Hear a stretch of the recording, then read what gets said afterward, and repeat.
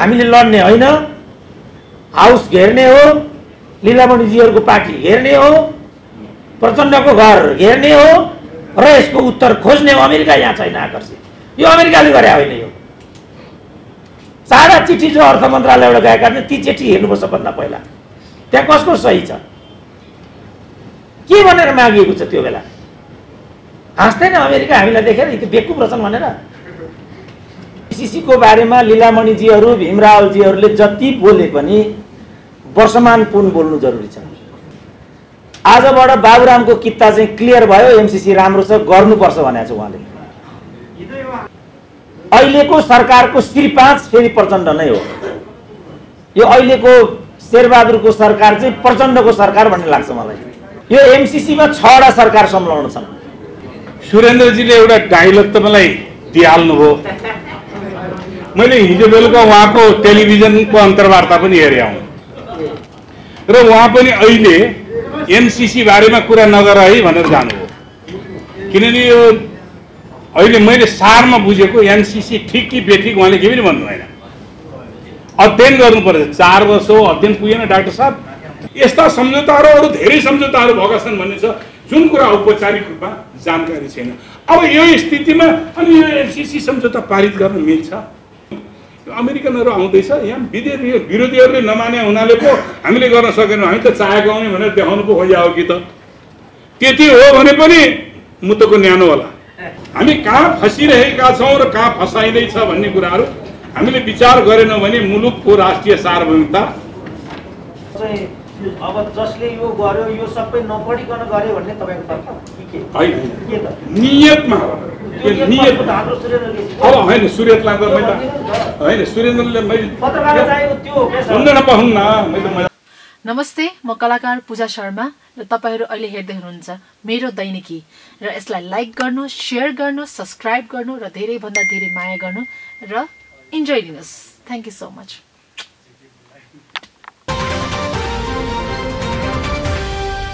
मेरो दैनिकी तपाईको दैनिक जीवनको एक हिस्सा।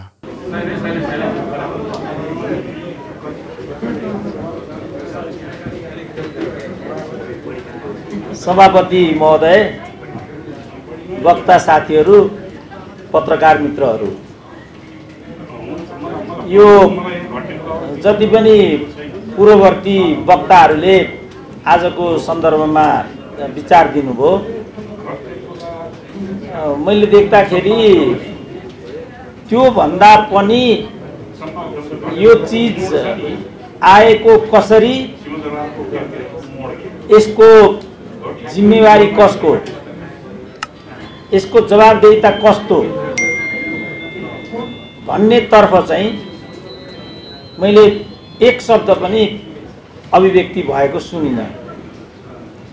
अब पछिल्लो समयमा लीलामणिजी पनि आइपुग्नु भयो, किनभने यसलाई लिएर आलोचनात्मक स्वर दिने मध्येमा एकजना प्रमुख भीमरावल पछि उहाँ पनि हो। पछि किन अब उहाँले पछि भने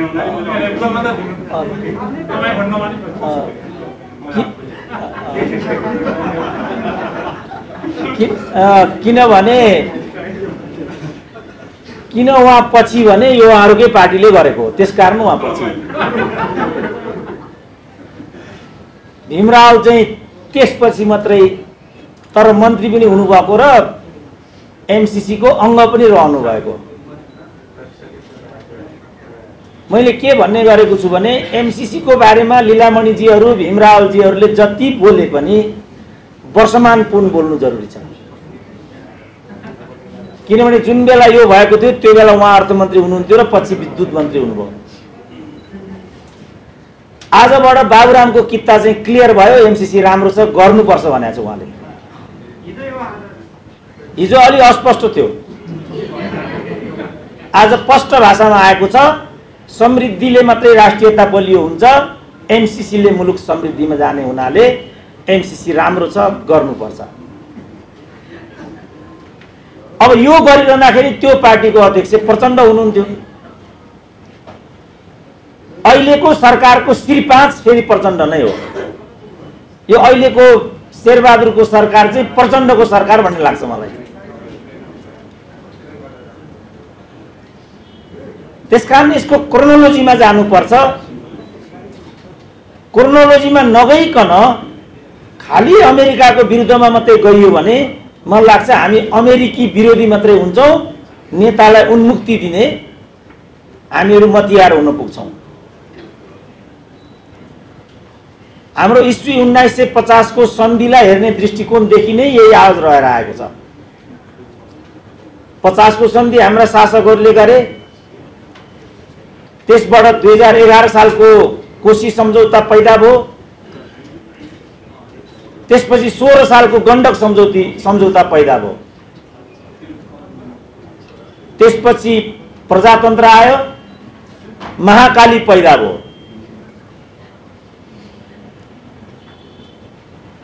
त्योभन्दा अगाडि टनकपुर पैदा भयो, अनेक संयुक्त विज्ञप्तिहरू जारी भएर आए, त्यसपछि एमसीसी हुन पुग्यो। यो एमसीसी मा 6 वटा सरकार संलग्न छन्। बाबुरामको सरकार, खिलराजको सरकार, सुशील कोइरालाको सरकार, केपी ओलीको सरकार, प्रचण्डको सरकार, शेरबहादुरको सरकार।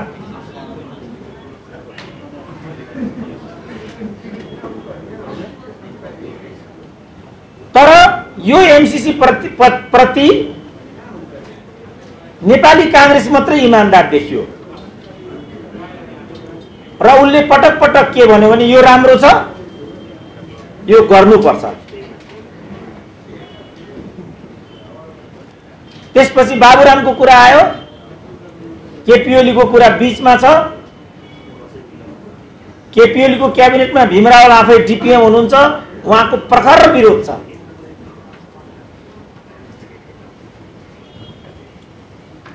मेरो भनाइ चाहिँ के भने जनताका प्रतिनिधिहरू यिनीहरू जनताको अभिमत लिएर सरकारमा पुगेका छन्। हामीहरू कम्युनिस्ट हौं पनि भन्छन्। मैले बुझेसम्म कम्युनिस्ट भनेको राष्ट्रियतामा अविचलित प्रतिरक्षात्मक दृष्टिकोण भएको शक्ति हो।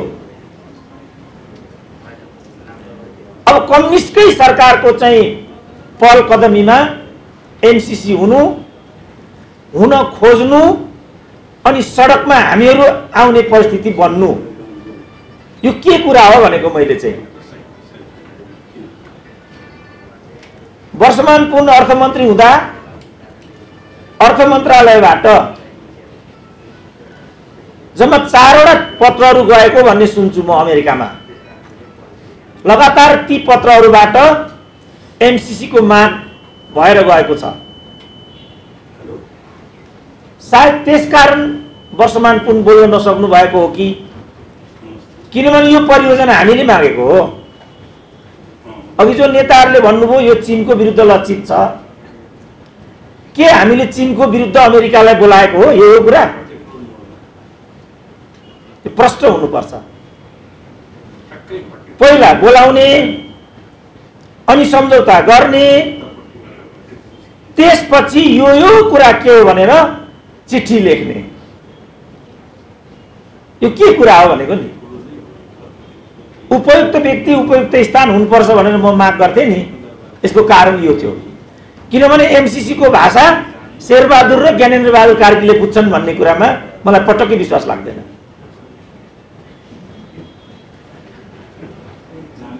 अन्तर्राष्ट्रिय कानून अनुसार नबुझिकन सम्झौतामा हस्ताक्षर गरिएको कुरा वैध हुँदैन भन्ने छ। त्यसकारण उहाँहरूले बरु एमसीसी को लिखतमाथि सम्झौताको 11 बुँदा पठाउनु भन्दा यो नबुझिकन हामीलाई सही गराएको हुनाले विचार गरी पाऊँ भन्नु सबभन्दा उपयुक्त हुन्छ। प्रचण्डले यसमा 3टा कुरा गर्नुभएको छ। पहिलो कुरा यो अक्षरशः पास हुन सक्दैन यो कुरा भन्नुभएको छ। दोस्रो कुरा म प्रधानमन्त्री हुँदा यो बारे कुनै पनि पत्र मेरो टेबलमा आएको छैन यो भन्नुभएको छ। तेस्रो कुरा कोटेश्वरको जुलुसमा एमसीसी विरुद्धमा नारा लाग्दा उहाँले देनेन देयर त्यसलाई रोक्नु भएको छ। सायद त्यो सभामा चाहिँ हाम्रो लीलामणिजी पनि हुनुहुन्थ्यो होला। यो कारणले एमसीसी को यो अवस्था भएको हो। मैले यहाँबाट उत्तर खोज्नुपर्छ किनभने यो एमसीसी यिनीहरूले गरेको हो। यिनीहरूले भन्नुपर्छ यो एमसीसी किन गरेको। नेपाली कांग्रेस जस्तो स्पष्ट भन्नुपर्छ यो राम्रो छ कि नराम्रो छ। यो नराम्रो छ भने नराम्रोमा किन सही गरेको।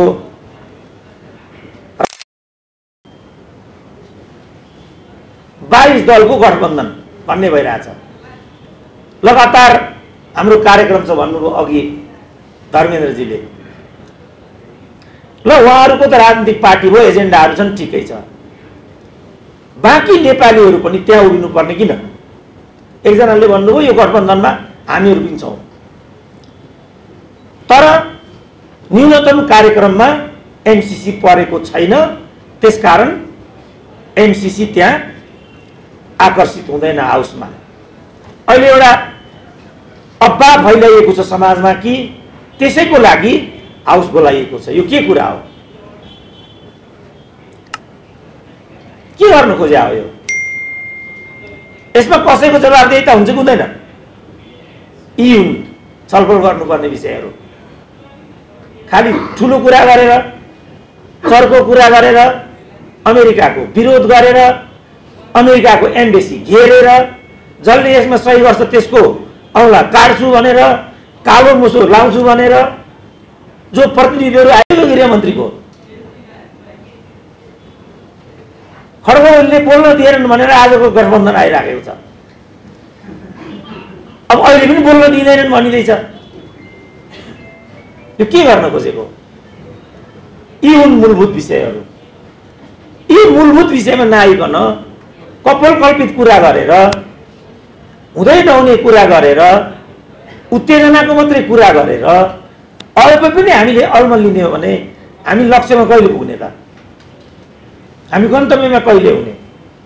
हामी कहाँ समृद्धि कहिले आउने। खोइ शिक्षाको ग्यारेन्टी खोइ स्वास्थ्यको ग्यारेन्टी। कोभिडमा छौँ आज हामी। यो कोभिडको 2 वर्ष राजनीतिक दलहरूले एक दिन पनि जनजीविका र जनताको कुरा गरेका छैनन्। स्थायित्व र 2/3 लागि हामीले यत्रो वामपन्थीको सरकार बनाएको। आज स्वयं उनीहरू लडालड गरेर त्यत्रो 2 शक्तिलाई उनीहरूले विघटन गरे अनिश्चयको स्थिति पैदा गराए। यो आजको केन्द्रीय विषयवस्तु। यसो गर्ने अधिकार थियो कि थिएन वामपन्थी दलहरूलाई। कहिले यो भन्ने कहिले त्यो भन्ने त्यही यो र त्यो भन्ने क्रममा एमसीसी आइरहेको म। त्यसकारण लीलामणिजीहरूलाई मेरो अनुरोध के छ भने पार्टीभित्र गम्भीर रूपले यो बारेमा उहाँहरूले भिन्न मत राख्नुपर्छ। छलफल गराउनुपर्छ। त्यहाँभित्र अल्पमत बहुमत गराउनुपर्छ र जसले एमसीसी को पक्षमा कुरा गरेको छ तिनीहरू पनि बाहिर आउनुपर्छ। जसले विपक्षमा गरेको छ ती पनि बाहिर आउनुपर्छ र जनतासँग यी प्रश्नहरू तल जानुपर्छ। होइन भने उहाँहरूले मात्रै लाचारी प्रकट गरेर आवाज त दिन खोजेको तर हाम्रो केही जोर चलेन भन्ने कुरा जुन महाकालीका बेला भएको थियो। टनकपुर पञ्चायतकै पालामा भएको प्रोजेक्ट हो। गिरिजाले चुटुक्क टनकपुर गरिदिए। मिडियाहरूले आवाज उठाए। राष्ट्रलाई नै ढाँटे गिरिजा प्रसाद कोइरालाले। टनकपुर सम्झौता थिएन समझदारी मात्रै थियो भन्ने कुरा विषय अदालतमा पुग्यो। अदालतले सन्धि नै भनिदियो। त्यसपछि पनि यी प्रवृत्तिहरूमा रोकावट आएन। तपाईहरुको सूचनाको लागि जुन सुशील कोइरालाको सरकार थियो त्यो सरकारका पालामा जो सुषमा स्वराज नेपालको भ्रमणमा आएकी थिइन् त्यस बेलाको संयुक्त विज्ञप्तिमा नेपाल र भारतको समन्वयात्मक विदेश नीति हुनेछ भन्ने एउटा बुँदा परेको छ। त्यही कारण यो टनकपुरको यो तुइनको कुरा नेपाल सरकारले उठाउन नसकेको हो। कोही पनि एक शब्द बोल्दैन त त्यसमा। टनकपुर घटना हो कि तुइन घटना हो कि दुर्घटना हो? त्यो क्षेत्रका सांसदले भने यो दुर्घटना हो, भारतका केन्द्रीय प्रवक्ताले भने यो सूचना हामीले आएकै छैन। त्यसो भने हाम्रो दिल्ली स्थित नेपाली राजदूत चाहिँ के हेरेर बसेको छ त? आज सुस्ताको समस्या छ, कालापानीको समस्या छ, अनेक समस्याहरू छन्। तर हुम्लामा सीमा सम्बन्धी विवाद सुल्झाउनको लागि भनेर, सिफारिस गर्नको लागि भनेर आयोग गठनको, यो आयोग गठनको प्रक्रियामा लीलामणिहरूको पार्टी के भन्छ? के सुस्तामा समस्या चर्को हो कि हुम्लामा समस्या चर्को हो? अब हामी एमसीसी को कुरा गरेर बसिरहेका छौँ। के स्थिति छ सुस्ताको? चुचे नक्साको कुरा के भयो? चुचे नक्सालाई हटाएर संविधानको अनुसूची 3 मा नेपालको निशाना छाप बनाइएको रहेछ। कसै नेपाली जनतालाई पनि त्यो कुरा थाहा थिएन। उहाँले त्यो विषय पनि उठाउनु भयो। चुचे नक्सा नेपालतिर त पार्नु भयो, तर त्यसपछि त्यो आवाज फेरि बन्द भयो। त्यसलाई लिएर हामीहरूले केही पनि भनिरहेका छैनौँ। यसरी क्रमशः चीन समस्या हो, चीनतिर नै सीमा विवाद छ अथवा दक्षिणतिर मात्रै सीमा समस्या छ भन्ने कुरा झुटो हो। उत्तरतिर पनि उत्तिकै समस्या छ भन्ने एउटा प्रपञ्च खडा गरेर पनि एमसीसी आवश्यक छ भन्ने कुरा देखाउन एमसीसीकै समयमा हुम्लाको प्रकरण बाहिर ल्याए जस्तो मलाई लाग्छ। यसमा त कोही पनि केही बोलेन त। त्यसकारण विषयान्तर गरेर काल्पनिक विषयहरूमा नेपाली जनतालाई उभ्याएर नेपाली बीचमा चाहिँ लडन्त भिडन्त गराउने लामो समयदेखि यो भएर आयो। कोशी गर्ने हामीले विरोध गर्नुपर्ने, गण्डकी गर्ने हामीले विरोध गर्नुपर्ने, महाकाली गर्ने हामीले आवाज उठाउनु पर्ने, टनकपुर गर्ने हामीले आवाज उठाउनु पर्ने, अरुण 3 गर्ने हामीले आवाज उठाउनु पर्ने। अरुण 3 को एउटै कुरा के थियो भने त्यहाँ विश्व ब्याङ्कको लगानी आउनेवाला थियो, त्यसकारण तीव्र विरोध भएको थियो। अब अहिले इन्डियन कम्पनी आयो, कोही पनि बोल्दैन त। भनेपछि यो त इन्डियन कम्पनी ल्याउने योजनाहरू छ भन्ने कुरा प्रश्न भइहाल्यो नि। अब हामीले खोजी गर्नु पर्यो अरुण 3 विरोध गर्नेहरू को हुन्। अहिले चुप लाग्ने स्थिति किन हो? यहाँ हो नि त उठाउनु पर्ने आवाज। अप्पर कर्णालीलाई लिएर 2टा डेलिगेसन त प्रचण्ड प्रधानमन्त्री हुँदा म आफै गएको थिएँ। हामीले भन्यौं अप्पर कर्णालीको समय सिद्धिसकेको छ। त्यो बेला लाइसेन्स नवीकरणको प्रक्रिया चलिरहेको रहेछ। प्रचण्डले भन्नुभयो जे आवाज तपाईहरु लिएर आउनु भएको छ भावनात्मक रूपमा म तपाईसँग छु र तपाईहरुले भनेको कुरातर्फ नै म सोच्दै छु। तर प्याराग्राफमा जीएमआर सँग अर्को बैठकमा कुरा चलिरहेको रहेछ। हामी बाहिर आयौं, बेलुकाको रेडियो नेपालले त फेरि जीएमआर को कम्पनी अप्पर कर्णालीको लागि समय थप हुने भयो भन्ने समाचार पो बाहिर आउँछ त। जीएमआर कम्पनीले अप्पर कर्णालीको प्रोजेक्ट कहिले पनि पूरा गर्दैन, महाकाली सन्धि पनि कहिले पनि पूरा हुँदैन, किनभने इन्डियाको नेपालमा होल्ड गर्ने पोलिसी छ। नदी नाला होल्ड गरेर राख्ने, त्यहाँ अन्य कसैलाई आउन नदिने, निरन्तर रूपमा बनाउनु पर्यो भने आफू बनाउने, आफू बनाउन सकेन भने नित्य महाकालीको पानी त बगिरहेको छ, त्यो पानी एकतर्फी भोग गरिरहने। आज 20 वर्ष लागेन महाकाली भएको, खै त महाकालीको कुरा। त्यसको लागि आयोग गठन गर्नु पर्दैन? किन महाकाली विलम्ब गरेको? त्यतातिर त छैन त कोही पनि। त्यसकारण यो नेपाली जनतालाई लडाउने खेल हो। हामीले लड्ने होइन, हाउस घेर्ने हो, लीलामणिजीहरूको पार्टी घेर्ने हो, प्रचण्डको घर घेर्ने हो र यसको उत्तर खोज्ने हो। अमेरिका यहाँ छैन आकर्षित, यो अमेरिकाले गरे होइन। यो सारा चिठी जो अर्थ मन्त्रालयबाट गएका थिए ती चिठी हेर्नुपर्छ भन्दा पहिला त्यहाँ कसको सही छ, के भनेर मागिएको छ त्यो बेला। हाँस्दैन अमेरिका हामीलाई देखेर यी बेकुब रहेछन् भनेर।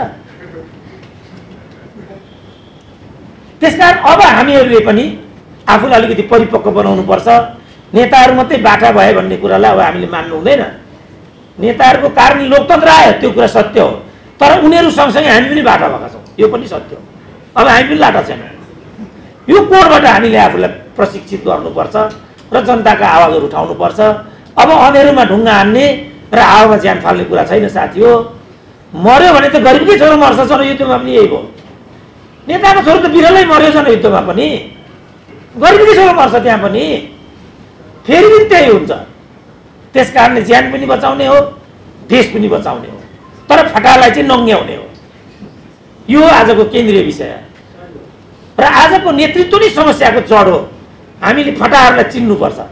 यी फटाहरूले गर्दा आज हाम्रो देशको अवस्था यो भयो। कहिले क्रान्तिको नाममा, कहिले जनआन्दोलनको नाममा, कहिले मधेस आन्दोलनको नाममा, कहिले के नाममा, तर नेपाली जनताहरू मात्रै ठगिए। त्यसकारण यी ठगहरूलाई अब नङ्ग्याउनुपर्छ। हामी ठगिनु हुँदैन। यो देशलाई सुरक्षित राख्नुपर्छ र यो देश सिद्ध्याउनेहरूलाई बबन्डर खडा गरेर यो देश सिद्ध्याउने पनि प्रपञ्च हुनसक्छ। विचार गर्नु होला, सिक्किम त्यसरी नै सिद्धिएको थियो। चारतिरबाट लोकतन्त्र लोकतन्त्र भनियो, लोकतन्त्र त आयो तर देश रहेन। हामी कहाँ त्यो कथा दोहोरियो भने लोकतन्त्र रहला तर देश रहने छैन। देशलाई उच्च प्राथमिकता दिनुपर्छ। लोकतन्त्रको सँगसँगै देशलाई पनि कसरी बचाउन सकिने हो त्यतातिर हामी चनाको भएर लाग्नुपर्छ। एमसीसी एउटा पाठ हो, यसलाई हामीले राम्रोसँग पढ्नुपर्छ, अनि मात्रै हामीले यसको बारेमा बोल्नुपर्छ। होइन भने दुरुपयोगको सम्भावना प्रबल छ। नेपाली जनतालाई दुरुपयोग नहुन, सचेत हुन, जागरुक हुन र यसको बारेमा स्पष्ट तथ्य बुझेर मात्रै अगाडि बढ्नको लागि आह्वान गर्दछु। र जे आजको कार्यक्रम हाम्रो नेकपाले राखेको छ र हामीलाई पनि सम्झेको छ, किनभने आफ्ना चट्टाबट्टा बोलाएर भाषण गराउने हो। हाम्रो देशमा त आफ्नो भाषण ठोक्ने हो, जुर्को उठेर हिँड्ने हो, त्यो हो नेपाली भनेको त। अथवा 1.5 घन्टा ढिलो आउने लीलामणिजी जस्तो त्यो हो चलन चाहिँ। त्यो नगरौँ, गम्भीर छलफल गरौँ, जवाफदेही हुन पनि सिकौँ। प्रति साथी पत्रकार साथीहरूको अभिवादन, देशभक्तिपूर्ण अभिवादन। सुरेन्द्रजीले एउटा डायलग त मलाई दिइहाल्नुभयो। मैले हिजो बेलुका उहाँको टेलिभिजनको अन्तर्वार्ता पनि हेरेँ हुँ र उहाँ पनि अहिले एमसीसी बारेमा कुरा नगर है भनेर जानुभयो। किनभने यो अहिले मैले सारमा बुझेको एमसीसी ठिक कि बेठिक उहाँले के पनि भन्नु भएन। अध्ययन गर्नुपर्छ। 4 वर्ष हो अध्ययन पुगेन डाक्टर साहब, 4 वर्ष भयो त्यो सम्झौता भएको, अझ अध्ययन पुगेको छैन। यो मुलुकको यत्रो संवेदनशील विषय छ, राष्ट्रिय स्वतन्त्रता र स्वाधीनताको विषय छ। तपाईले बोलेका कुराहरू सुने मैले। देशभरिका सबै समस्याहरू एकैचोटि ल्याउनुभयो यही फोरममा, हल हुन्छ है भनेर सोध्नुभयो। होइन, यो स्पेसली एमसीसीसँग सम्बन्धित फोरम। त्योभन्दा बाहेकका कुराहरू गर्नुहुन्छ नि मसँग पनि छन्, आन्दोलनका इतिहासहरू छन्। त्यस कारणले म अर्को प्रोग्रामबाट आइरहेको छु। 1.5 घन्टा ढिलो आउनु भन्ने आरोप लगाउनु भयो। म काममा थिएँ, काम नभएको आरोप हुन सक्छ। म फेरि पनि काममा छु, म 4 बजे अर्को प्रोग्राममा पनि पुग्नुपर्ने छ। त्यस कारणले गर्दाखेरि यहाँहरूसँग मैले अनुमति लिएको छु। मलाई जसले फोन गर्नुभएको छ, मेरो प्रोग्राम छ, म त्यति बेला उहाँले गर्नुभएको छ, मेरो प्रोग्राम छ, म आउन भ्याउँदिनँ, म 1 बजे आउन सक्दिनँ, म 1:45 बजेसम्म कोसिस गरौँ होला, यही भने हो किन हो। त्यस कारणले गर्दाखेरि यो चाहिँ मिडियामा भन्दिन अलि सजिलो हुन्छ क्या। ठ्याक्क नेताहरू भन्यो आरोप लगाइदियो, यी सजिलो हुन्छ। त्यो चाहिँ म क्षमा प्रार्थी छु। म अब यो विषयमा मात्रै केन्द्रित छु। एमसीसी सम्झौताका सन्दर्भमा यो प्लेटफर्ममा मैले 4 पटक बोलिसकेँ। यो अहिले 5औं पटक हो। त्यसकारणले एमसीसीका बारेमा म पुराना कुराहरू दोहोर्याउँदैन। म यसभित्रका फेरि नयाँ आयामहरूका बारेमा, एमसीसी सम्बन्धी नयाँ आयामहरूका बारेमा दोहोर्याउन चाहन्छु। नयाँ आयामहरू के हुन् यहाँ अहिले भन्ने गरिएको छ, खुब प्रचार गरिएको छ कि यो हामीले रोजेको, हामीले नै मागेको सम्झौता, हामीले नै त्यस कारणले यो अमेरिकाले उनले ला भनेर दिएको होइन, यो हामीले मागे हो भन्नु। म तपाईहरुलाई अब प्रुफ दिन्छु।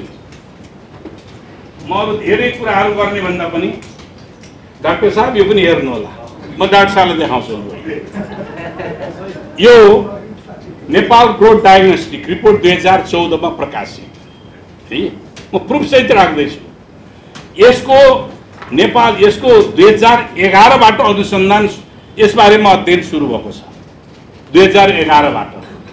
यो 2014 मा प्रकाशित रिपोर्ट। यसका यो चाहिँ नि फाइनान्स मिनिस्ट्री, यसको लियाजो मिनिस्ट्री, फाइनान्स मिनिस्ट्रीले कोअर्डिनेटिङ मात्रै गर्ने। यसको निम्ति छुट्याइएका एक्सपर्टहरू विज्ञहरू को हुन् भन्दाखेरि यसको सरकारको तर्फबाट मधु मरासिनी भन्नेले समन्वय गर्नुभएको छ। यसमा टिम मेम्बरमा चिरञ्जीवी नेपाल, श्रीराम पौडेल, मिनबहादुर श्रेष्ठ, पुष्पलाल साक्य, सुरवीर पौडेल, देवराज अधिकारी, भवानी ढुङ्गाना, हेमन्त दवाडी, दिनेशराज पन्त, हरिशंकर भट्टराई यसको नेपाल सरकारले बनाएका टिमका मेम्बरहरू हुन्। यो नेपाल सरकारले के अध्ययन गर्नको लागि त भन्दाखेरि नेपालको डेभलपमेन्टको हर्डल के हो, समस्या के हो, नेपालको विकासको अवरोधहरू के हुन् भन्ने कुरा अध्ययन गर्नको निम्ति भनेर यो टिम बन्यो। अब यो टिम यो कसले सञ्चालन गर्यो त अब हेर्नु, अब यही हो सबभन्दा महत्त्वपूर्ण। युनाइटेड स्टेट्स गभर्नमेन्ट, संयुक्त राज्य अमेरिकाको सरकारको लिड एजेन्सी नेतृत्वदायी निकायका रूपमा को आउँछ? Millennium challenge corporation, MCC. यसको 8-9 जना यसका चाहिँ नि के अरे 8 जना यसका टिम मेम्बर छन्। टिम मेम्बरको नेतृत्व ब्राडले कनिङहम, अर्थशास्त्री, टोली नेता, एमसीसी। यसमा यूएसएफ र एमसीसी का टोली सदस्यहरू छन्। 8 जना टोली सदस्यहरूले यो अनुसन्धान गरेका छन्। अब यसले निकालेको निष्कर्ष, यसले के निकाल्यो निष्कर्ष निकाल्यो भन्दाखेरि नेपालको डेभलपमेन्टको हर्डल के हुन् त भन्दाखेरि फाइन्डिङ गर्छ। राजनीतिक अस्थिरता, अस्थिर सरकार, नीति कार्यान्वयनमा अनिश्चितता, श्रम नियमन ऐनमा जडता, कानुनी जटिलता, खराब सडक, महँगो ढुगानी, विद्युत आपूर्ति कमजोर, पोर सप्लाई र सबैभन्दा महत्त्वपूर्ण कुरो के भने भ्रष्टाचार। यसले निकालेको फाइन्डिङ हो।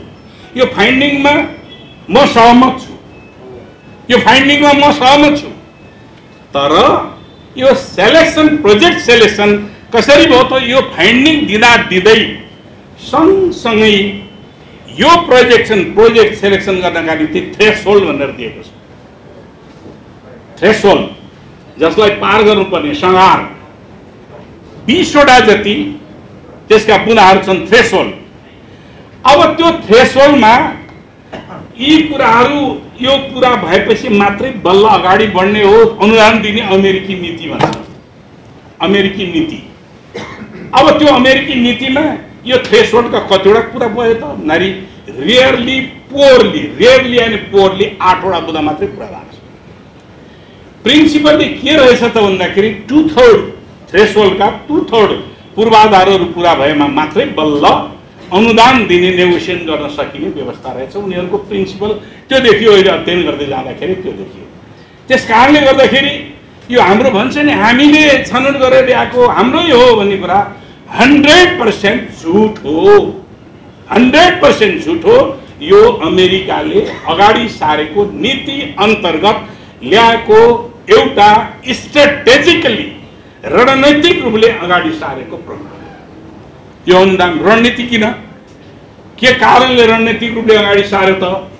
अब यहाँ छ अमेरिका र एमसीसी र इन्डो पेसिफिक, हामीलाई जानकारी छ इन्डो पेसिफिक स्ट्र्याटेजी। त्यो इन्डो पेसिफिक स्ट्र्याटेजीको रिलेसन के हो? इन्डो पेसिफिक स्ट्र्याटेजी कहिले? सन् 2017 मा इन्डो पेसिफिक ट्रम्पको पालामा आइपीएस इन्डो पेसिफिक स्ट्र्याटेजी भनेर निर्माण भएको। योभन्दा अगाडि 1960 देखि यस क्षेत्रमा अथवा समाजवाद र पुँजीवादको बीचको अन्तर्विरोधको बीचबाट आएका केही अन्तर्राष्ट्रिय संरचना हुनेछ। एसिया पेसिफिक इकोनोमिक कोअपरेसन जस्ता संस्थाहरू, आसियान जस्ता संस्थाहरू, 1967 मा निर्माण भएका आसियान जस्ता संस्थाहरू, थुप्रै यस्ता संस्थाहरू बनेका छन्। अन्तर्राष्ट्रिय रूपमा अमेरिकाको राष्ट्रिय सुरक्षा रणनीति प्रधान नबनिकन त्यति बेला के गरियो त भने अमेरिकाले विश्वव्यापी रूपमा विभिन्न ढङ्गले सहायता प्रदान गर्ने। त्यसमा उनीहरूको पहिलो प्राथमिकता के देखिन्छ त भन्दाखेरि विश्वमा आफ्नो प्रभुत्व कायम गर्न, कहिलेकाहीँ क्रिस्चियनाइजेसन क्रिस्चियनाइजेसनको माध्यमबाट पनि, कहिले पोलिटिकल एलायन्स निर्माण गरेर विश्वमा ध्रुवीकरण गर्ने प्रक्रियामा अमेरिकाले काम गरेको छ। सन् 2001 मा ट्विन टावरको घटना पछाडि एमसिसी को अवधारणा 2002 मा मेक्सिको अन्तर्राष्ट्रिय स्तरको ब्याङ्कर्सहरूको बैठकमा जर्ज डब्ल्यू बुश जुनियरले यो अवधारणा अगाडि राखे। त्यो अवधारणा राख्ने बेलामा के भएको छ भने संयुक्त युएनओले, संयुक्त राष्ट्र संघले धनी देशहरूले गरिब देशहरूलाई आफ्नो बजेटको 0.7% बजेट अनुदानका निम्ति उनीहरूको हिस्सा इन्फ्रास्ट्रक्चर डेभलपमेन्ट गर्नको निम्ति छुट्याउनु पर्छ भनिएकोमा त्यहाँ अमेरिकाले 0.3% छुट्याउने कमिटमेन्ट गरेको छ। त्यो कमिटमेन्टको साथसाथै यो थ्रेसहोल्ड राखेर मात्र दिने कुराहरू गरिएको छ। यो यसको सिचुएसन हो 2017 मा। अनि त्यसपछि 2003 को डिसेम्बरमा एमसिसी एक्ट पास भएको छ। 2003 को डिसेम्बरमा एमसिसी एक्ट सिनेटले पास गर्यो। 2004 को जनवरीबाट यो अपरेसन भएको छ। एमसिसीले सहायता दिन थालेको 2005 बाट मेडागास्कर र हन्डुरासमा पहिलो पटक उसले चाहिँ मेडागास्कर र हन्डुरासमा उसले पहिलो पटक अनुदान दिएको छ। र अहिले मेडागास्करको स्थिति लगभग संसारभरि अहिले 12 वटा राष्ट्रहरूले अमेरिकाले दिएको यो सहायता सम्बन्धमा त्यहाँ चाहिँ धेरै प्रकारका विद्रोह भए, जनताका विरोध भए, तीहरू क्यान्सल भइसकेका छन्। मैले यहाँहरूसँग राख्न खोजिरहेको अहिलेको कुरा के हो भने अहिले हिजो बेलुका रामशरणजीको अन्तर्वार्ता पनि हेरेँ मैले। सँगसँगै हाम्रो सुरेन्द्र डाक्टर साहबको पनि हेरेँ। डाक्टर साहबको चाहिँ नि प्राइम टिभीमा थियो, अस्ति हो क्या अरे सायद।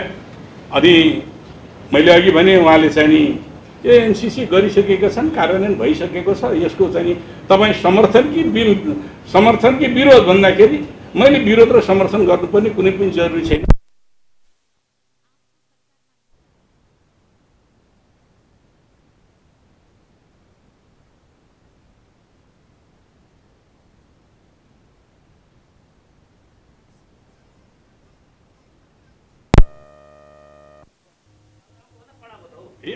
कसको कडा हो मलाई थाहा छैन। म कडा नरम जान्ने क्या।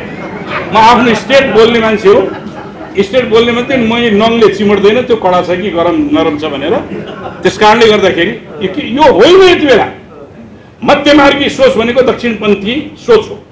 मध्यमार्गी सोच भनेको देशको हितको निम्ति उठाएको, राष्ट्रिय हितको निम्ति उठाएको महत्त्वपूर्ण सोच छ भने त्यसलाई पनि डाइल्युट गर्ने सोच के हुन्छ भने त्यो राष्ट्रको हितको विपरीत हुन जान्छ। त्यस कारण मैले यसरी बुझ्ने गरेको छु। मेरै पार्टीले पनि बेठिक कुरा आयो भने बेठिक भनेर विरोध गर्छु। स्ट्रगल गर्छस् गर्दैनस् भन्नुभयो लिलामणीले नोट अफ डिसिसन लेख्ने। यहाँलाई थाहा छैन 2077 साल भाद्र 26 गते हाम्रो पार्टीले तत्कालीन नेपाल कम्युनिस्ट पार्टी नेकपाले 16 बुँदे संशोधन सहित पारित गर्ने प्रस्ताव राख्दाखेरि मैले हो नोट अफ डिसिसन लेख्ने। त्यो मेरो निम्ति मन्जुर छैन किनभने यसको ओरिजिन, यसको उत्पत्तिमा ब्याज हुने नेपालको खातामा आउँदैन, एमसिएको खातामा जान्छ त्यसको ब्याज। अब त्यस्तै गरिकन यो सम्झौताका अतिरिक्त, यो हाम्रो अहिलेको सम्झौताको अतिरिक्त मित्रहरू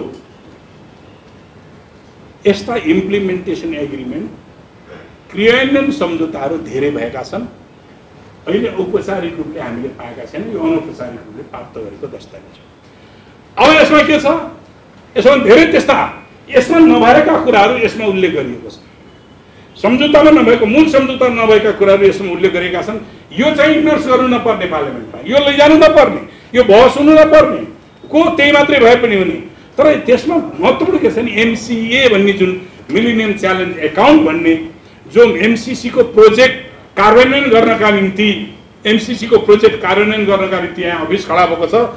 अहिले लाल दरबारमा त्यो अफिस छ है, याकेलेजी होटलको लाल दरबारमा त्यसको अफिस छ। त्यसमा काम गर्ने मान्छेहरू नेपाली टाउका छन्। एकजना लियाजो भनेको एमसीसी को एकजना प्रतिनिधि बस्छन् अरू, तर तिनीहरूले रिपोर्टहरूलाई गर्दैनन्। त्यो संस्था नेपाल सरकारको गठन आदेश अनुसार कानुन बन्यो। त्यो कानुन नेपाल सरकारले बनाइदिन्छ, तर त्यो अटोनोमस हो। नेपाल सरकारको कुनै पनि प्रकारको हस्तक्षेप चल्दैन। एउटा कर्मचारी राख्ने वा कर्मचारी भर्ना गर्ने, त्यसलाई निर्देशन दिने केही पनि गर्न पाउँदैन। त्यो सबै एमसीसीले निर्देशन गर्दछ र एमसीसी प्रति लोयल हुन्छ। एमसीसीले सबै कुराहरू एमसीसी को निर्देशन हुन्छ।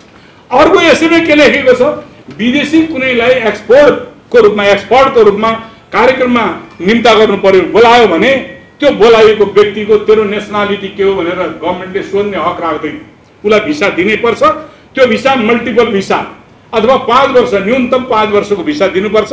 उसलाई मात्रै होइन, उसका सन्तानलाई, उसका परिवारका सदस्यलाई पनि दिनुपर्ने बाध्यात्मक स्थिति छ। त्यसकारणले यस्ता सम्झौताहरू अरू धेरै सम्झौताहरू भएका छन् भन्ने छ, जुन कुरा औपचारिक रूपमा जानकारी छैन। अब यो स्थितिमा अनि यो एमसीसी सम्झौता पारित गर्न मिल्छ? त्यसकारणले मैले के भने यो एमसीसी सम्झौता पारित गर्न मिल्दैन। नमिल्ने मात्रै होइन, खारेज गर्नुपर्छ। अर्को रिसेन्टली मेरै पार्टी सरकारमा छ, अघि सुरेन्द्रजीले उठाइदिनु, अनन्त सरकारमा थिए त्यति बेला पास गर्ने बेलामा। मित्रहरू, म 2065 सालदेखि धर्मेन्द्रजीलाई थाहा छ, हामी एउटै पार्टीमा थियौँ। त्यति बेलादेखि म मेरो पार्टीको अथवा तात्कालीन नेपाल एकीकृत नेपाल कम्युनिस्ट पार्टी माओवादीको स्थायी समितिको सदस्यको हैसियतले म ऊर्जा विभागको प्रमुख, अहिले पनि ऊर्जा विभागमा छु। मेरो पार्टी सरकारमा भएको बेलामा यो एमसीसी सम्बन्धी प्रोग्राम बारेमा मलाई नै थाहा भएन। अनि कसरी सार्वजनिकमा जनतामा बहस गराएर ल्याइयो भन्ने कुरा म पत्याउँछु। मैले ऊर्जा विभाग हेरिरहेको छु। हामीले ऊर्जा सम्बन्धी पोलिसी लागू गरेका छौँ। हामीले बनाएका पोलिसी टोपाहरू चाहिँ ऊर्जा मन्त्री भएको बेलामा ऊर्जा सङ्कटकालको ड्राफ्ट हामीले हाम्रो समितिले, हाम्रो चाहिँ विभागले गर्यो। त्यसैलाई बेस बनाएर सरकारले चाहिँ सार्वजनिक गरेको। उज्यालो नेपाल निर्माण गर्ने सम्बन्धमा जसरी भएको छ त्यो हामीले बनाएको, हामीले तयार पारेको वो अनुसारको चाहिँ त्यो भएको छ। म अहिले धेरै कुराहरू म खोल्न चाहन्न, तर मलाई थाहा छैन। कहिले थाहा पाएँ मैले भन्दाखेरि यो एग्रिमेन्ट भएको पार्लियामेन्टमा चाहिँ दर्ता भएपछि मैले थाहा पाएँ। अनि यो ट्रान्सप्यारेन्ट थियो, जनताले थाहा पाएका थिए, मेरो मन्त्रीले थाहा पाएको थियो। प्रचण्डले भने भन्नुभयो एकदम राइट हो। प्रचण्डको मेरो टेबलमा कहिले पाएन। मन्त्रीले कहाँ छ भनेर प्राइम मिनिस्टरले खोज्दै चाहिँ हिँड्दैन।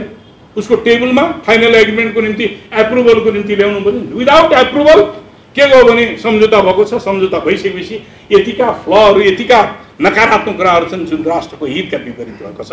त्यसैले म यहाँहरूसँग विनम्र, पत्रकार साथीहरू अघि धेरै हुनुहुन्थ्यो, अहिले थोरै बस्नुभएको छ। थोरै बस्ने बेला म धन्यवाद दिन चाहन्छु। लास्टमा म एउटा कुरा के भन्छु भने म आफूलाई सामान्य कार्यकर्ता ठान्छु, सामान्य देशभक्त एउटा नागरिक ठान्छु, त्यति मात्रै। फेरि पनि एउटा दार्शनिकले प्रवचन कार्यक्रमको आयोजना गरेछन्। हजारौँ मान्छे जम्मा भए, आज भाषण गर्दिनँ भनेछन्। आज भाषण गर्दिनँ भनेछन्। यत्रो मान्छे जम्मा बेलामा भाषण किन गर्दिनँ भने, प्रवचन किन दिन्न भने भन्नु। अर्को दिन बोलाए, अर्को दिन त्योभन्दा आधा घटे। आज पनि गर्दिनँ भने कस्तो बेकुफ रहेछ। तेस्रो दिन बोलाउँदाखेरि त उनको चाहिँ नि हजारौँ भएको ठाउँमा 200-300 भन्छ। ल म आज बोल्छु। आज बोल्छु भने किन भन्दाखेरि मेरो कुरा वास्तविक सुन्न चाहने यति नै रहेछ। अरू त मेरो कुराबाट मनोरञ्जन लिन पो आएका रहेछन्। त्यसकारणले तपाईँहरू जो बस्नुभएको छ तपाईँहरूलाई धेरै धेरै धन्यवाद। यसलाई मल्टिप्लाई गर्नुहोस्। यो राष्ट्रिय संवेदनशीलताको यति बेला घडी छ। अब कांग्रेस, अहिले कांग्रेसको नेतृत्व हामीले बनाएको सरकार हो। म अहिले कसैलाई ब्लेम गर्दिनँ। हाम्रा डिफरेन्सेसहरू छन्। केपी ओलीको कार्यशैली, केपी ओलीको चिन्तन, केपी ओलीले संसद र संविधान समाप्त गर्न थालेका कारणले शेरबहादुर देउवाले संसद पनि बचाउने, संविधान पनि बचाउने भन्ने हुनाले मोर्चाबन्दी गरेका छौँ। त्यसकारण यो सरकारले कमन मिनिमम प्रोग्रामको एग्रिमेन्ट गरेको छ, त्योभन्दा बाहिर केही पनि गर्न सक्दैन।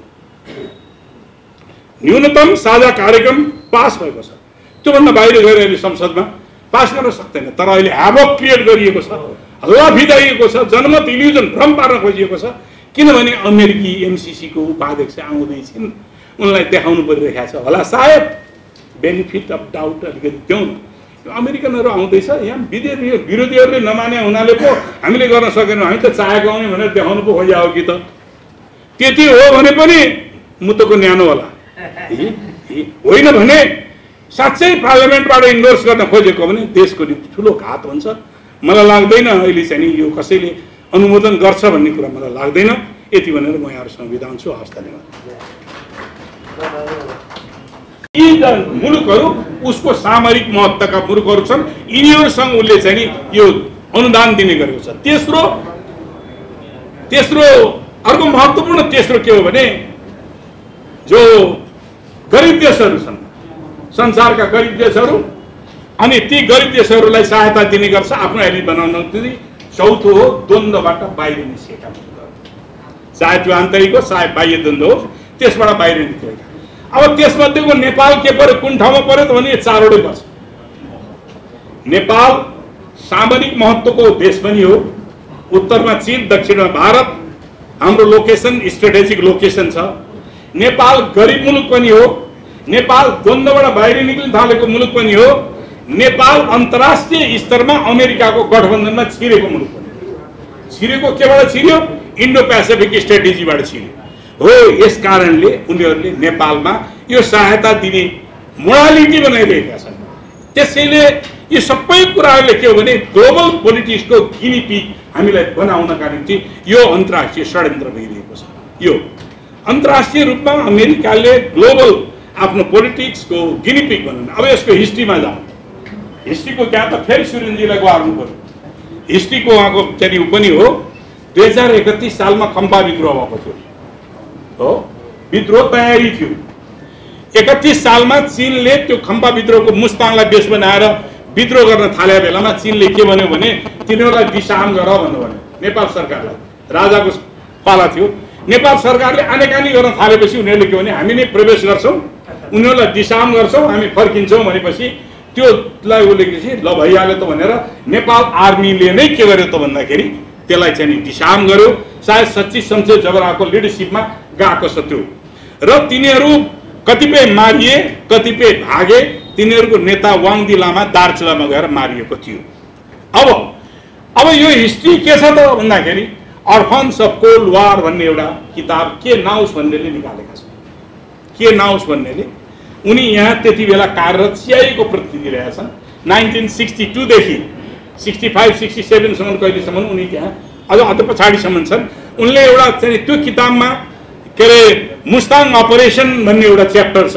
मुस्ताङ अपरेसन भन्ने च्याप्टरमा कसरी सिआइएले काम गरेका थियो र त्यो विद्रोहको निम्ति पैसा कसरी जुटाएको थियो, हतियार कसरी, मिलिट्रीलाई एकोमोडेसन कसरी गरिएको थियो, के भएको थियो भन्ने कुराहरू, नेपाल सरकारले के गरेको थियो भन्ने कुराहरू लेखिएको छ।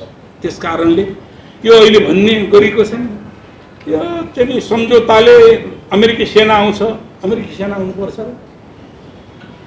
मैले एकचोटि पार्लियामेन्टमा यही पार्लियामेन्टमा भनेको थिएँ, नेपाली धरतीमा जन्मेको हो, रुने बेलामा पनि नेपाली आमा भनेर रुन्छ, अलि ठुलो भएपछि नेपाली खाना पनि खायो, नेपाली दौरा सुरुवाल पनि लगायो, नेपाली टोपी पनि लगायो, नेपाली भाषा पनि बोल्छ, तर दिल दिमाग विदेशी छ भनेर पार्लियामेन्टमा बोल्यो। आज नेपालको राष्ट्रिय सार्वभौमिकतामा खण्डित हुने यस्ता सम्झौतालाई समर्थन गर्नेहरू त्यही दिलाम साम्राज्यवादी दिमागका मान्छेहरू बाहेक अरू कोही पनि गर्दैन हो। यो स्थिति आजको स्थिति हो। त्यसैले अब अहिले चाहिँ अमेरिका एमसीसी को उपाध्यक्ष आउँदैछन् रे, पर्सि 9 तारिकमा कहिले आउने भन्ने छ। अनुदान दिएको हो नि त। सम्झौता कुरा एकछिन छोडिदिउँ, 17 कुरा एकछिन छोडिदिउँ। अनुदान दिएको कुरो नेपालमा यत्रो विवाद भएपछि होइन, यहाँ त नेपालमा त्यही मान्दो रहन्छन् भनेर फर्किनु पर्ने नि। दर्जनौं पटक यो लिनुपर्छ भनेर दबाब किन दिन्छ? दर्जनौं पटक, एकपटक मात्र होइन, लिनुपर्छ। एम्बेसीमा मन्त्री आउँछ त्यही दबाब दिन्छ, एमएससीको चाहिँ कर्मचारी त्यही दबाब दिन्छ, राजदूतले त्यही दबाब दिन्छ, एमसीसीका प्रतिनिधि आउँछन् त्यही दबाब दिन्छन्, सबैले त्यही दबाब दिन्छन्। यो किन दबाब दिनुपर्ने त? यसैबाट बुझ्न सकिन्छ कि जो अनुदान छ हामीलाई स्वीकार्य छैन भनेर जनताको तहबाट इन्टेलेक्चुअल तहबाट भइरहेको छ, यसले हामीलाई हानि नोक्सानी पुर्याइरहेको छ, यसका शर्तहरूले हाम्रो चाहिँ राष्ट्रिय सार्वभौमिकतामा आँचाउने कुरा गरिरहेको छ भन्ने कुराहरू हामीले यतिका भन्दा भन्दै किन यसो गर्छ? अब दफावारको कुरा गर्नुहोस् भने कहाँ दफामा हामीले के गर्ने? उनीहरूले दिन खोजेका 2टा ट्रान्समिसन लाइन, त्यो ट्रान्समिसन लाइन लप्सेफेदीदेखि रातामाटीबाट मुगलिङबाट एउटा हाँगो हेटोडा, अर्को चाहिँ दमनीबाट पाल्पाको नुवाकोट डाँडा, बुटवलबाट बोर्डरबाट गोरखपुर 400 केबी। हाम्रो जस्टिफिकेसन हुन सक्छ यति बेला त्यो 400 केबी को एक्सपोर्ट बेस्ड ट्रान्समिसन लाइन। हाम्रो नेशनल ग्रिड पूर्व पश्चिम राजमार्गमा आधारित छ। 132 केबी को ग्रिडलाई अहिले 400 केबी बनाइदिन्छ। इन्डियासँग ट्रेडको निम्ति मुजफ्फरपुरबाट ढल्केवरसम्मको 400 केबी को ट्रान्समिसन लाइन बनिसकेको छ। अहिले हामीसँग उत्पादै बिजुली खेलगाउँ बढी भएको छ, उत्पादन भएको छैन। अर्को गण्डकी करिडोरको बिजुलीको पोटेन्सियलिटी कति हो? गण्डकी करिडोरको यसले सर्भ गर्ने गण्डकी करिडोर, यो सम्झौतामा कति जनताले फाइदा उठाउँछन् भन्नुहुन्छ? 5 वर्ष पछाडि नेपालको जनसङ्ख्या, त्यो सम्झौता कार्यान्वयन भएको 5 वर्ष पछाडि नेपालको जनसङ्ख्या 3 करोड 15 लाख पुग्नेछ भनेर इस्टिमेट गरेको छ। अनि त्यसमध्ये कतिले बेनिफिट उठाउँछन् नि भन्दाखेरि 2 करोड 30 लाखले बेनिफिट उठाउँछ। नेपालको जनसङ्ख्या 3 करोड 15 लाख अनि 2 करोड गण्डकी कोरिडोरकाले त्यो उठाउने बेलामा अनि चाहिँ के अरे 2 करोड 30 लाखले कसरी बेनिफिट उठाउँछ? महाकालीसम्मको जनता, पूर्वको जनता। यसरी डेटा इल्युजन गरेर नेपाली जनतालाई भ्रम दिने कामहरू पनि भइरहेको छ। अब म दफाको कुराहरूमा म एकदम संक्षिप्तमा राखिदिन चाहन्छु।